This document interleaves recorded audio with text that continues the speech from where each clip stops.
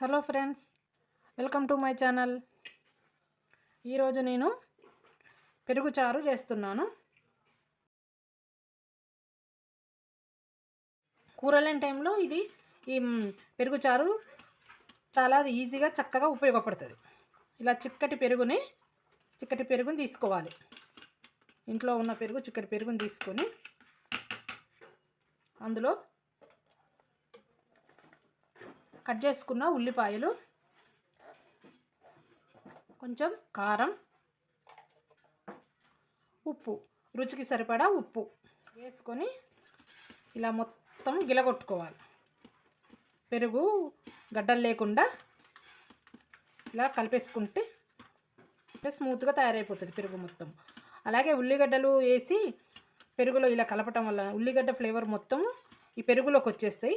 పెరుగు టేస్ట్ మారిపోయి మంచిగా చారు టేస్ట్కి వచ్చేస్తుంది. పెరుగులా కాకుండా చారులాగా అనిపిస్తుంది. ఇలా బాగా కలిపేసుకోవాలి. ఇప్పుడు ఇందులో మనకి కావాలనుకుంటే ఇలా చిక్కగా అయినా ఉంచుకోవచ్చు, లేదు అనుకుంటే కొన్ని వాటర్ వేసుకోవాలి. కొన్ని నీళ్ళు పోసుకుంటే కొంచెం పలచగా అయిపోతుంది. చారు అంటే కొంచెం పలచగా ఉంటేనే బాగుంటుంది కదా, కాబట్టి ఇలా కొన్ని నీళ్లు పోసుకొని కొన్ని పలచగా చేసుకోండి. ఇప్పుడు దీన్ని పోపు వేసుకుందాం. స్టవ్ మీద గిన్నె పెట్టేసుకొని అందులో నూనె వేసుకోవాలి. కొన్ని పోపు దినుసులు, ఒక ఎండుమిర్చి, పచ్చిమిర్చి, ఇవి కొంచెం ఇలా కలుపుకోవాలి చిటపట్లాడైతే. కరివేపాకు,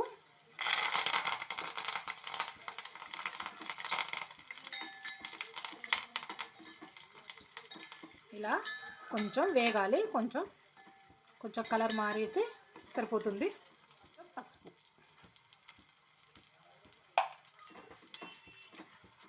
పసుపు అయిపోయాక కొంచెం కొత్తిమీర, కట్ చేసుకున్న కొత్తిమీర.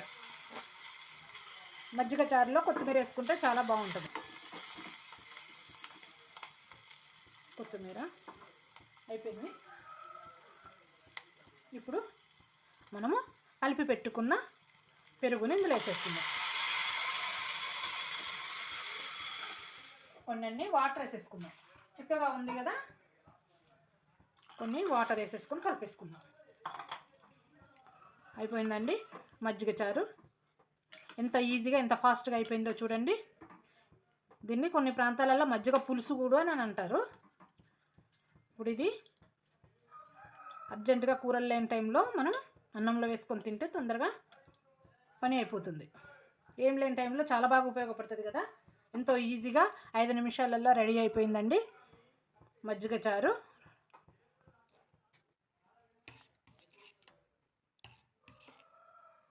ఐదు నిమిషాలల్లో ఫాస్ట్గా రెడీ అయిపోయే మజ్జిగ చారు.